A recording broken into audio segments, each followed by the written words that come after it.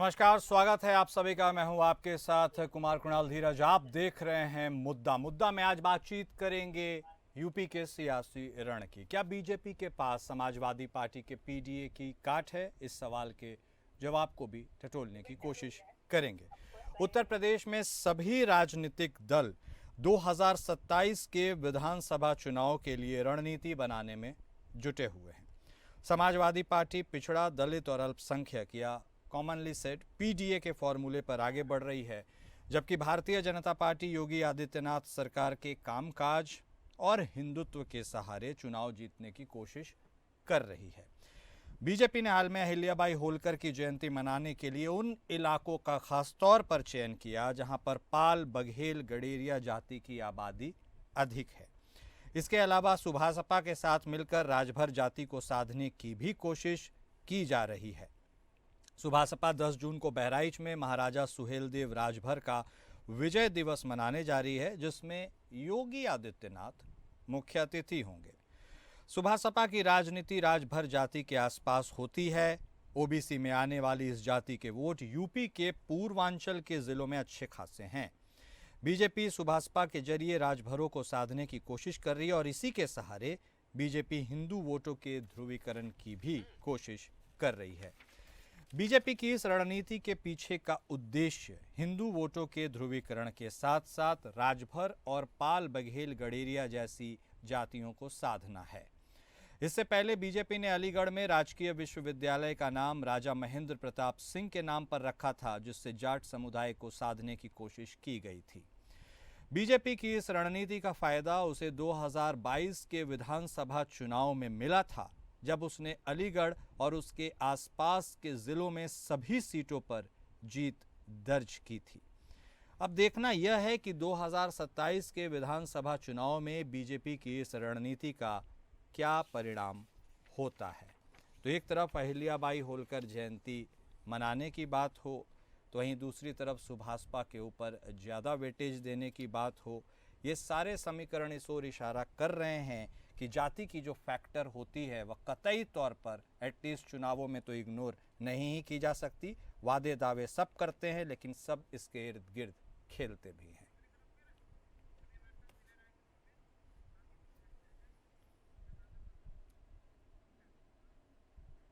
तो कैसे इस बार यूपी के सियासी रण में फतह की जाएगी भारतीय जनता पार्टी के तरफ से, या इस बार पटखनी देने के लिए समाजवादी पार्टी तैयार है? ये सब कुछ निर्भर करेगा अभी मौजूदा स्थिति में उनकी तैयारियों पर।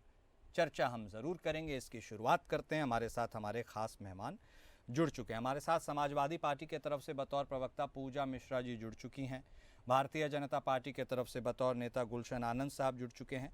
हमारे साथ हमारे मैनेजिंग एडिटर विनय राय जी भी जुड़ेंगे, उनसे भी हम बातचीत करेंगे। आप सभी खास मेहमान का स्वागत है। सबसे पहले शुरुआत पूजा जी आप ही के साथ करते हैं। पीडीए फॉर्मूला आपका है, ठीक है, पेटेंट कोई करवाए ना करवाए वो अलग बात है, फॉर्मूला आपका है, लेकिन क्या गारंटी है कि इस फॉर्मूले पर कोई और न खेल जाए? कोई और से मेरा मतलब साफ तौर पर आपके चीर प्रतिद्वंदी बीजेपी से है।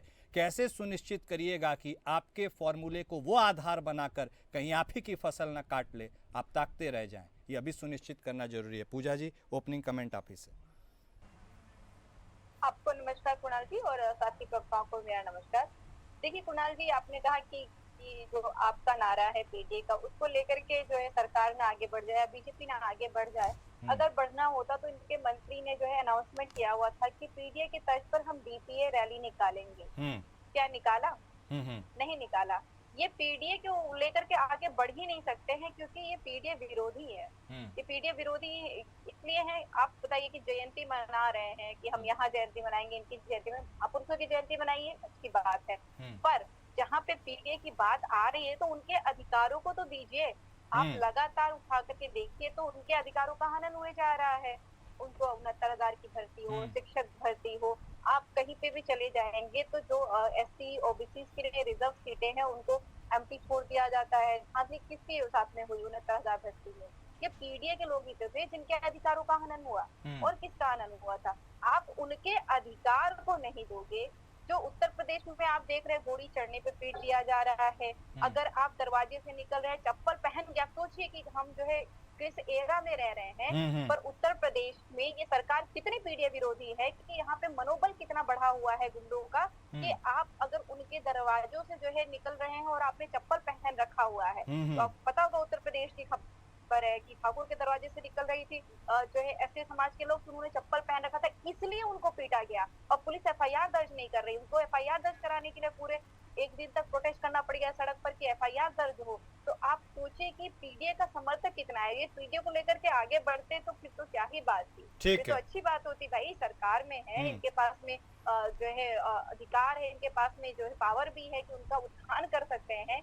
जो मुख्यमंत्री, एक पूर्व मुख्यमंत्री, क्योंकि वो जो है यादव समाज से आता है, उसके निकलने के बाद में गंगा जल से शुद्धिकरण कराया, उसके मंदिर जाने के बाद में गंगा जल से शुद्धिकरण कराया अपने कार्यकर्ताओं से, उससे आप अपेक्षा कैसे कर सकते हैं कि वो पीडीए की बात करेगा। ठीक है गुलशन आनंद साहब, भारतीय जनता पार्टी की शुरू से एक थियरी रही है, अब उसमें थोड़ी सी तब्दीली हुई है। आप विकास की राजनीति करते थे, जातिवाद का आरोप आप दूसरी पार्टियों पर लगाते थे, लेकिन हालिया समीकरण, हालिया इंस्टेंसेस जो देखे, जिसका हमने उल्लेख भी किया, वो सब यह बता रही है कि आप भी अब उसी रास्ते पर चल पड़े हैं जिस रास्ते पर आप दूसरों के चलने के बारे में कहते थे। क्या ये डाइवर्जन टैक्टिक है? क्या ये आपकी नई पॉलिटिक्स के तरीके हैं? क्या सत्ता में बने रहने के लिए ये जरूरी है? आनंद साहब, भारतीय जनता पार्टी राजनीति में अपने कार्यकर्ताओं और नेतृत्व के दम पर काम करती है। अभी पूजा मिश्रा जी, उसके सामने से बारात निकली, चप्पल पहन के निकली, खूब जिक्र करते हैं ठाकुर साहब और ये यादव जी। जरा कभी उसकी भी चर्चा कर लिया करिए कि मस्जिद की गली के सामने से जुलूस निकल गया, मार काट मचा दी, आग लगा दी, सब कर दिया, जरा कभी उसकी भी जिक्र कर लिया कीजिएगा। उस वक्त आपके मुंह बंद हो जाते हैं, हम पे आप आरोप लगाते हैं, हिंदुत्व की राजनीति करते हैं। अरे कभी खुलकर सामने आइए ना उस मामले में भी कि भाई मस्जिद के सामने से यदि कोई शोभा यात्रा निकल गई, इस लोकतांत्रिक भाग के अंदर कौन सा गुनाह और कौन सा पाप हो गया। आप पीडीए की करें, पीडीए किसी की राजनीति करें, राजनीति करने की सबको छूट है। मैं पुनः दोहरा दूं, भारतीय जनता पार्टी, कोई एक शब्द आता है ना, सीजनल अमीन, एक अमीन होता है, हमारे यहाँ सीजनल अमीन नहीं होते हैं। पार्टी का कार्यकर्ता 24 घंटे 365 दिन काम करता है, वो दिख भी रहा है। कार्यशाला प्रदेश में हो रही है, उसके अन्य जिलों में हो रही है। मैं कल प्रदेश कार्यशाला में था, पीलीभीत जिले का प्रभार हूँ। हमारे यहाँ काम लगातार होता रहता है। और हमने आज जो आप पीडीए बोल रही है ना देवी जी, हमने तब सुना है अजगर, अब आपको तो ध्यान में नहीं होगा, अहीर, जाट, गुजर, राजपूत, जरा सर्च करिएगा, किसी वरिष्ठ नेता से पूछिएगा, अजगर भी कहा गया था। उसके बाद MY आया, माई, मुसलमान और यादव भी कहा गया था। बिहार में तो क्या क्या कहा गया। इसलिए आरोप लगाने से पहले विचार करिए, राजनीति है, आरोप लगाना अच्छी बात है, लेकिन आगे आने वाला जो साल चुनाव का है, लोकसभा का आप एक उदाहरण देते हैं, ये काठ की हांडी बार बार नहीं चढ़ती। लोकसभा के चुनाव के अंदर अंतरराष्ट्रीय स्तर पर जो कुछ आप सबने मिलकर किया वो सामने आया। हम थोड़ा सा 19 रह गए, सरकार फिर भी हमारी बन गई, मोदी जी के नेतृत्व को स्वीकारा, और उत्तर प्रदेश में भी सरकार हमारी बनेगी, आप निश्चित रहिए। और बनेगी किसके दम पे? कार्यकर्ता और जनता के दम पे। जनता सब देख रही है कौन क्या कर रहा है, वो चाहे हम हो चाहे आप हो। ठीक है आनंद साहब, ठीक है, ठीक है। आपने विचार करने के बाद की इंट्रोस्पेक्शन तो सब पार्टीज करती हैं, लेकिन रिजल्ट क्या होता है ये भी मायने रखता है। विनय राय साहब भी हमारे साथ जुड़ चुके हैं। विनय राय सर, एक इम्पॉर्टेंट बात यह भी है, कोई कुछ भी बात करे जमीन पर, लेकिन पॉलिटिक्स, नैरेटिव, परसेप्शन, इन दो शब्दों पर भी चलता है क्या, और क्या उसका असर बहुत ज्यादा होता है? जमीनी हकीकत से दूर कौन क्या दावे वादे करते हैं, इस पर भी बहुत ज्यादा वो रिजल्ट डिपेंड रहता है क्या? आपका क्या टेक है? और जिस जातिवाद के चक्रव्यूह में कमोवेश सभी पार्टियां फंसती चली जाती हैं, क्या उससे निजात नियर फ्यूचर में मिल सकता है किसी को? देखिए, नैरेटिव से तो जाहिर सी बात है राजनीति होती है। हाँ। क्योंकि अगर आज की बात, अभी दो एग्जांपल आपको MY का और अजगर का दिया बीजेपी के संबंधित नेता ने, लेकिन एक समय में याद करिए जब कांग्रेस पॉलिटिक्स शुरुआत हुई थी और काशीराम जी ने बसपा का गठन किया, उस समय कहा गया तिलक तराजू और तलवार इनको मारो जूते चार। लेकिन इस बयान को बाद में मायावती जी ने खंडन किया। उन्होंने कहा कि बयान कहाँ कहा गया बताइए। लेकिन जिस समय नारे बुलंद होते तो उसमें न कोई खंडन करने के लिए आया, न इसका कोई इस तरह का प्रतिक्रिया है कि नहीं हमारी पार्टी का नारा नहीं है। जब आदमी को उठना होता है, अपनी जमीन तैयार करनी होती है, तो एक नैरेटिव अपने पार्टी को लेकर सेट करता है। जैसे आज राजभर की पार्टी है, उनका फोकस क्लियर है कि हमको राजभर की तरह पॉलिटिक्स करनी है। हमारे साथ राजभर एकजुट हो गया और हमको अपने अगर विस्तार करना है तो हमको बाकी जातियों को जोड़ना है। इसलिए आप देखते होंगे जब राजभर की मीटिंग होती है, वो अपर कास्ट के थोड़े अगेंस्ट जाकर सारी बातें करते हैं। ये तो नैरेटिव सेट। और आज की तारीख में जैसे बात आई हिंदू मुस्लिम एकता को लेकर के, हम लोगों ने वो दौर भी देखा कि जब गांव में ताजिए निकलते थे तो हिंदुओं के दरवाजे पे जाते थे और उनकी घर की महिलाएं उस पर चावल जिसपच्छत कहते हैं गाँव में, डाल कर पूजा किया करती थी। बिल्कुल। लेकिन वो परिवेश आज की तारीख में नहीं बचा है, वो परिवेश बदल गया। और ठीक उसी तरीके से कृष्ण जन्माष्टमी के डोल का मेला होता है, जब वो निकलता था तो उसमें मुस्लिम लोग आगे चला करते थे। हालात बदले हैं, सोच बदली है, तमाम उस तरह की विचारधारा के लोग भी आए हैं जो चाहते हैं उपद्रव करते रहने में फायदा है। ऐसा नहीं मैं कहता पूरा समाज हिंदू विरोधी हो गया, मुस्लिम विरोधी हो गया, लेकिन कुछ लोग हैं उपद्रव करते हैं जिसके चलते पूरा समाज बदनाम होता है। आज की तारीख में जो पॉलिटिक्स है वो माने या ना माने, यूपी हो या बिहार हो या कोई जगह हो, कास्ट सबसे ऊपर है और कास्ट पॉलिटिक्स हावी रहती है। और यही परिणाम था कभी जब लोकसभा का चुनाव आया। ठीक है, भले ही एक नारा दिया गया कि संविधान बदल दिया जाएगा, तो संविधान बदलने से नुकसान किसका हो रहा था? वो तो अपर कास्ट का भी होता, बैकवर्ड का भी होता, लेकिन एक उसमें भी नैरेटिव सेट किया गया अगर संविधान बदलेगा तो पिछड़ों का, दलितों का अधिकार छीन लिया जाएगा। जिस संविधान को बाबा साहब ने बनाया था उस संविधान को भारतीय जनता पार्टी का बदल कर अपने कर लेगी, उसका नुकसान उठाना पड़ा और इसको सबने बाद में चुनाव समीक्षा में जाना। बिहार में भी चले जाइए, आज की तारीख में जो बिहार का इलेक्शन है उस तौर पर यादव समीकरण पे खेला जा रहा है, क्योंकि उनको पता है कि कोई मतदाता है वो नीतीश कुमार के साथ है, अपर कास्ट मतदाता ज्यादातर भाजपा के साथ है, तो उसको कैसे हम हैंडल करें। इसीलिए भारतीय जनता पार्टी दूसरा दाव खेलती है, बार बार लालू यादव का नाग लाती है कि लालू के राज में गुंडा करती थी, अपहरण होते थे, किडनैपिंग का उद्योग था, क्योंकि लालू यादव को बिहार के सत्ता के जमाने हो गए। ठीक है, लेकिन हर पार्टियां अपने हित के लिए अपने तरीके से प्रचार करती हैं, लेकिन ये तय है कि जो परिस्थितियां आज की तारीख में है उसमें कास्ट बेस्ड चुनाव होगा और जो कास्ट को बांधने में कामयाब रहेगा, सबको जोड़ने में कामयाब होगा, वो सत्ता पे काबिज होगा। क्या आपको याद है पिछली बार 2017 से पहले तो यह बात है कि सत्ता का सूखा आपके लिए है, और पिछली बार अहिल्याबाई होलकर जयंती 31 मई को भारतीय जनता पार्टी ने इतने धूमधाम से कब मनाया था और इतने गणमान्य लोग की उपस्थिति कब हुई थी, और ऐसे में अब एक नई धारा बह चली है। 10 जून को भी सुभाषप के तरफ से एक अहम आयोजन होना है महाराज सुहेलदेव राजभर के विजय दिवस को लेकर के। तो अतीत के पन्ने व गिनाते टटोलते आपके हैं, लेकिन वही अतीत के दिग्गज लोगों के सहारे आगे भविष्य की राजनीति भी भारतीय जनता पार्टी तय कर रही है। चिट भी मेरी पट भी मेरा, ऐसे में आपके लिए स्थिति तो विकट है, क्या कीजिएगा?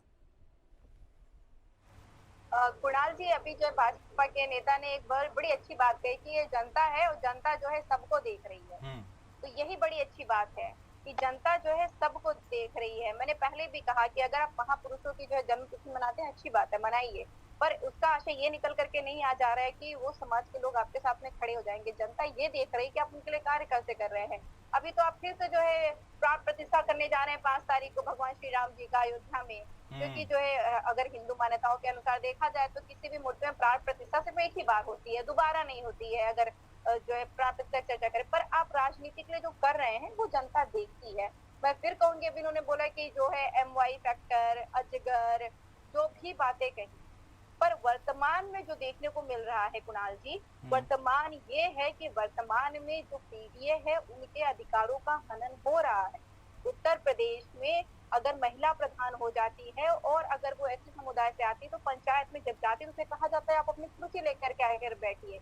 अभी विनय जी ने भी कहा कि पहले जो है हमने भी देखा था कांवड़ यात्रा में मुसलमान जो है उनको कांवड़ियों का सेवा किया करते थे, उनके जो है स्वागत में फूल बिछाया करते थे, पर अब वो बदल चुका है क्योंकि नफरत लाई गई है और नफरत ये भाजपा ने वहाँ पे बोई हुई है। तो ये भी दिख रहा है जनता के बीच में। अभी जो इलाहाबाद में छात्र सड़कों पर रह करके प्रोटेस्ट कर रहे हैं, आप देखिए सरकार में अभी जब से आए हुए हैं तब से लगातार किसान से लेते हुए सब सड़क पे आकर के प्रोटेस्ट करते हैं। वो प्रोटेस्ट की चर्चा नहीं चल रही है। अब कैसे नहीं चल पा रही समझ में नहीं आ रहा मुझे कि ये चर्चा चल रही है कि अहिल्याबाई, माता रानी अहिल्याबाई होलकर जी का जन्म तिथि बनाई जा रही है, 31 मई को मनाई गई, पूरे धूमधाम से मनाई गई, पर जो शिक्षा भर्ती के लिए जो छात्र परेशान हैं वो लगातार इतनी प्रचंड गर्मी में प्रोटेस्ट कर रहे हैं, वो नहीं चल रहा है। वो नहीं चल रहा है कि 5 घंटे के भीतर जो है निकाला जाता है, आ रहा हूँ आनंद किया साहब जाता है, वो आपके पास। फिर हाँ। कर दिया जाता है, वो नहीं चल रहा है। तो ये जो असल मुद्दे नहीं चल रहे हैं अभी लोगों ने कार्यकर्ताओं के दम पे, भाई कार्यकर्ता भी आपके उपेक्षित है, पता नहीं कौन से कार्यकर्ता की आप बात कर रहे हैं। जो आपके धरातल के कार्यकर्ता हैं उनको आपने उपेक्षित कर रखा हुआ है, और वो भी परेशान है। क्या उनके बच्चों को नौकरियां नहीं चाहिए, या उनको नहीं चाहिए कि वो तरक्की करे? ये आपके नेता ही हैं जो मंचों पे जा रहे हैं और ये बातें फैला रहे हैं, धरातल पर नहीं है। धरातल पे जनता, ये मैं फिर कहूंगी कि जनता सब देख रही है, और उसे देखते हुए ही जो है वो वोट करेगी आने वाले चुनाव में। ठीक है पूजा जी, और जनता भरोसे ही राजनीति होती है। आनंद साहब, वाकई में आनंद की स्थिति तो आपके लिए है 2017 से। पहले हम शब्द सुना करते थे एंटी इनकम्बेंसी, क्या उसका असर होगा? अब तो आप लोग बातें करते हैं प्रो इनकम्बेंसी की। ये टर्मिनोलॉजी आपके लिए मुफीद बैठ रही है। क्या लगता है 27 के जो सारे समीकरण है वो आपके लिए फिट और हिट बैठ रहे हैं, या आप थोड़ी भी चुनौती समाजवादी पार्टी को मान रहे हैं? हल्के में लेने की गलती आपने 24 के आम चुनाव में भी की थी। राजनीति में कोई गलतफहमी और ओवर कॉन्फिडेंस नहीं होना चाहिए कभी भी। पूर्व में हमने देखा है जिन जिन लोगों को ओवर कॉन्फिडेंस रहा वो धरातल पर गिरे मुंह औंधे मुंह। इंदिरा जी ने इमरजेंसी हटा के चुनाव करा दिया था, सब सामने आ गया। स्वर्गीय मुलायम सिंह यादव जी ने पुत्र अखिलेश यादव जी के लिए क्या क्या नहीं किया, कुर्सी मंच पे से हटाकर किया गया। आखिर में अखिलेश यादव जी को भी सत्ता छोड़नी पड़ी।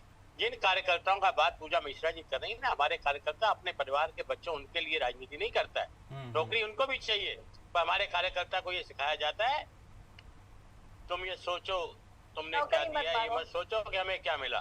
परिवार बसा रहे हैं, व्यापार कर रहे हैं, कार्यकर्ता कर रहे हैं, सारा काम कर रहे हैं, आगे भी करें। आपने कांग्रेस के साथ मिलकर जो राजनीति खेली किसानों वाली, सबको सामने आ गया। कनाडा बेस्ड नेता किसान, ऑस्ट्रेलिया बेस्ड नेता किसान की छुपा नहीं है। जिन आप छात्रों की बात कर रही हैं वो छात्र वही हैं, जामिया मिलिया अलीगढ़, तेरे टुकड़े होंगे देश इंशाल्लाह इंशाल्लाह। वो जिस विचारधारा के लोग हैं ना, हम वही बात कर रहे हैं। क्या बात कर रहे हैं? क्या बात कर रहे हैं? जी से मत कहिए, मुझसे कहिए जो मैं कर रहा हूँ उसको स्वीकार मत करिए, लेकिन सुनना तो आपको पड़ेगा। लेकिन आनंद साहब, आप इस बात को नहीं मानते हैं कि आज की राजनीति के दौर में जो वास्तविक जमीनी मुद्दे हैं उनकी गूंज उस कदर सुनाई नहीं देती है जितनी ये जातिवाद, धर्म, इसकी गूंज ज्यादा जोर से सुनाई दे रही है। शोर इसी का है, जमीन पर कुछ और। जातिवाद को लाने के जिम्मेदार जो लोग हैं, अभी खुद ही कहा गया, इन्हें मारो जूते चार, मैं कहना नहीं चाहता था। आज उस पार्टी के वोट बैंक के लिए इतनी चिंता हो रही है कि पीडीए का गठन किया हुआ है।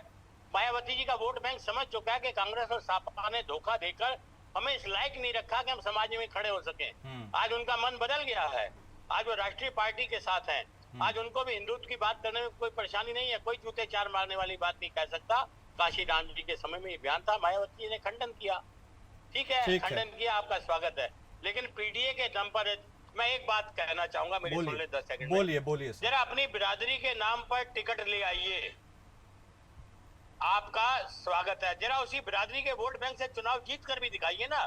टिकट बिरादरी के नाम पर ले आते हैं, फिर सबके हाथ जोड़ के जाते हैं, चाहे हम हो चाहे आप हो, सबका वोट चाहिए। फिर बिरादरी के नाम पर राजनीति करना बहुत आसान है, समाज के अंदर विद्वेष पैदा करना बहुत आसान है। ठीक है, स्वच्छ समाज, स्वच्छ राजनीति के लिए अपने आप को तैयार करिए। ये भविष्य जो है, विश्व के अंदर भारत का भविष्य नजर आ रहा है। हमारा नेतृत्व जो भी कर रहा है सब सामने है, छुपा नहीं है। आप स्वीकार नहीं करेंगे क्योंकि आप विपक्ष में हैं, इसलिए आपका स्वागत है। कितने समय तक विपक्ष में बैठना पड़ेगा इसके बारे में भी तो कोई जानकारी नहीं है। लेकिन इसी बीच विनय राय सर, सर्वधर्म संभाव, आप अपने ओपनिंग उल्लेख में इशारा कर रहे थे कि पहले ये सारी चीजें होती थी, और क्या वह कारण है कि बीजेपी, जिसको विकास, जमीन की राजनीति करने के लिए जाना जाता था, अब वह भी अतीत के पन्नों को टटोल कर कौन किसने क्या किया अपनी भविष्य की राजनीति साधने की कोशिश करती है, वर्तमान कहीं गौण सा रह जाता है? क्या कारण रहा कि बीजेपी को भी अपना स्टांस कुछ इस कदर बदलना पड़ा कि अब अतीत के पन्ने टटोल कर भविष्य की राजनीति की जाती है? देखिए, करना कुछ है, कहना कुछ, सीधी सी बात है। भारतीय जनता पार्टी में अनिल राजभरों के नेता के तौर पर बनाए गए, उनको पहले स्वतंत्र प्रभार का मंत्रालय दिया गया, बाद में उनको कैबिनेट मंत्री बनाया गया जब ओम प्रकाश राजभर सपा के साथ थे। लेकिन उसके बावजूद आपको लगा कि अनिल राजभर राष्ट्र को एकजुट करने में नाकाम है, तो आपको ओम प्रकाश राजभर को दोबारा लाना पड़ा। जबकि ओम प्रकाश राजभर की जो भाषा थी वो कैसी थी सबको पता है। आपकी पार्टी में खुद अगर पूर्वी मतदाताओं की बात करें, आपके पास स्वतंत्र सिंह है, आपके पास विनय कटियार जैसा नेता था, लेकिन आपको अनुप्रिया पटेल से गठबंधन करना पड़ा, क्यों करना पड़ा? आपके पास बाबूलाल निसाब, तमाम ऐसे निसाब नेता, लेकिन आपको संजय निसाब से गठबंधन करना पड़ा। तो आप कहते कुछ है कि हम कास्ट की बात नहीं करते, हम देश की बात करते हैं। आप अपने दल में नेताओं को होने के बावजूद आपको लगता है कि नहीं दूसरे दल में भी नेता बढ़िया है। आप दारा सिंह चौहान आप तोड़ के लिए आए, आपके खिलाफ गए थे, आपने उपचुनाव लड़ाया, चुनाव हार गए हो, लेकिन फिर भी आप लोगों को कैबिनेट मंत्री का दर्जा दिया, बना के कैबिनेट मंत्री रखे हुए हैं। आप एक बात जानिए कि भारतीय जनता पार्टी अपने उस हर केस को कसना चाहती है जहां से उस पर जोर दिखती है। अहिल्याबाई होलकर कोई पहला नाम तो है नहीं, सबको पता है कि उन्होंने काशी विश्वनाथ, खास तौर पर जिसका उल्लेख होता है कि काशी विश्वनाथ का जीर्णोद्धार उन्होंने, लेकिन उसके साथ साथ लगभग 300 सालवा उनका मनाया जा रहा है। लगभग जितने भी ज्योतिर्लिंग है उन हर जगहों पर उन्होंने अपना काम किया, लेकिन बात इस बात की नहीं हो रही को अहिल्याबाई होलकर ने सारे मंदिरों का जीर्णोद्धार किया। वो गरीबिया समाज से आती थी, वो किसी ओबीसी जात से आती थी। ये बताने की जो कोशिश है वो सिर्फ इसलिए बताने की कोशिश है कि देखिए धर्म में ओबीसी, पिछड़ी, अति पिछड़ी का कैसा रुझान रहा है, और इसीलिए बार बार कभी आदिवासियों की बात होती है, कभी वनवासी की बात होती है। तो भारतीय जनता पार्टी को सबक मिला इस लोकसभा चुनाव से, और इसीलिए वो चाहती है कि अगर कोई भविष्य में कोई प्रक्रिया है, किसी तरह से जनता को फिर मोबिलाइज करने की अगर अपोजिशन कोशिश करे तो हम कैसे उसको एकजुट करें। लेकिन मुझे लगता है कि अगर पक्ष विपक्ष इस बात को समझ ले कि हर आदमी अंत में रोजगार, रोजी रोटी पर आकर चली जाता है। बिल्कुल। अखिलेश यादव 5 साल इस प्रदेश मंत्री रहे, उन्होंने भी रोजगार काफी दिया, उन्होंने भी काफी डेवलपमेंट के काम किए। आज वो गिनाते हैं, लखनऊ से लेकर आगरा एक्सप्रेसवे का जिक्र सार्वजनिक तौर पे है। लखनऊ में देखिए टिकाना स्टेडियम की बात आती है, तमाम हॉस्पिटल, तमाम सड़कों की बात करते हैं।